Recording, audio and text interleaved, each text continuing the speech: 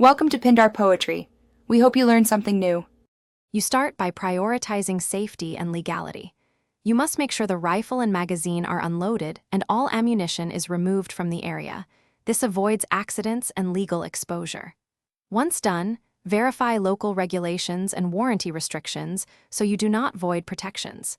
Make sure you have basic PPE and a clean, well-lit workspace.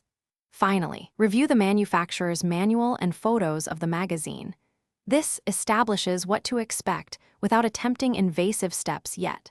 Continue by inspecting the magazine carefully for wear signs and functional failures.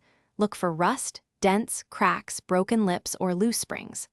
Once done, favor non-destructive maintenance. Wipe exterior surfaces, use a soft brush or low-pressure air to remove debris, and use manufacturer-approved solvent sparingly.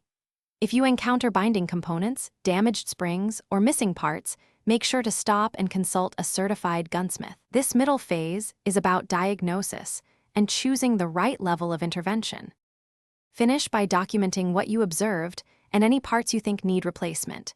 Using OEM parts prevents fitment and safety issues. Once any maintenance or repairs are completed by you or a professional, make sure to function check the magazine without live ammunition, then conduct a controlled test with a certified armorer present if possible.